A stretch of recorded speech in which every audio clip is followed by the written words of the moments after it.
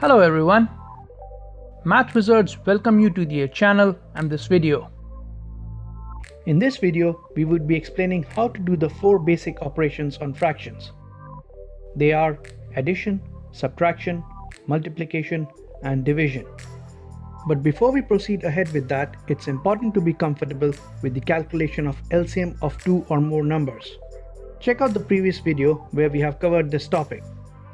First, let's study the rule of BODMAS, which stands for bracket, order, division, multiplication, addition, and subtraction.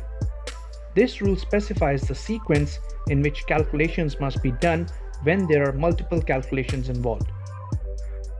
First up, one should always deal with operations within brackets. Second comes order, about which we'll learn later. Third is division. Fourth, multiplication. Fifth, addition. And in the end, subtraction. We then repeat all these steps again as many times as it is needed to arrive at the final result. As an example, let's compute the given expression using this rule. First, we focus on the part of the expression in the bracket. Next, we compute the order within the bracket. Next up comes the division. And after this comes the multiplication. We still continue computing the expression within the bracket, and according to the rule, we compute the addition first. Last computation within the bracket is the subtraction. Once we have resolved the bracket, we repeat the steps again on the wider expression, skipping the steps not applicable till we arrive at the final answer. Given a series of calculations, if we don't have this rule, different people would calculate in different ways, resulting in different answers.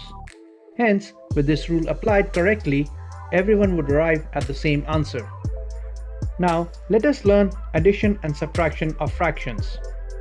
The new symbol you see on the screen is referred to as plus minus. It's used in situations where both positive and negative value is possible. Using this, we can demonstrate both addition and subtraction at the same time, as you will see soon. You may recall that using the distributive property of division, we are able to split the numerator into 2 or more parts, keeping the denominator unchanged. So, we apply this property in reverse in order to combine 2 fractions.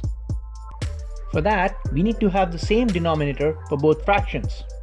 To make the denominators same, first we compute their LCM. Then we divide it by the first dividend to get the factor with which we multiply both the numerator and the denominator of the first fraction. We then do the same for the second fraction as well. This results in the denominator being the same for both, whilst keeping both fractions the same. The numerators are then computed using the rule of BODMAS. We add in the cases where we have plus, whereas we subtract in the cases where we have minus. We may or may not be able to simplify the result further. Multiplication of fractions is straightforward.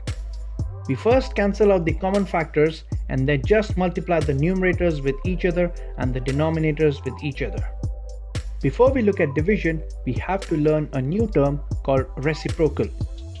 Reciprocal of a number is the number found by interchanging the numerator and denominator of the number in question.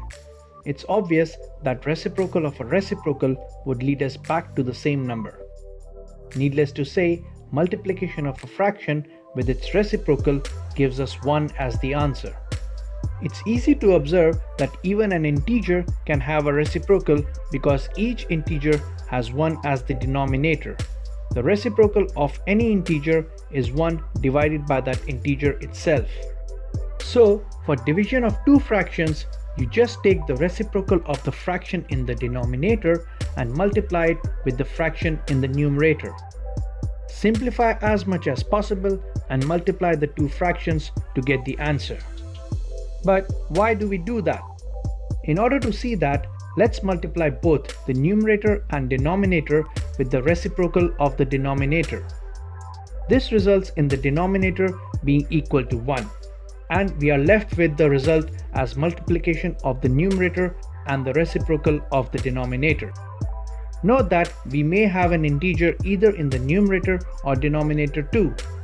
Just replace that integer with the fraction having 1 as the denominator and the problem becomes division of 2 fractions. In the next video, we would be explaining powers and roots of numbers. Don't forget to like and share the video and subscribe to the channel for more content. Good luck!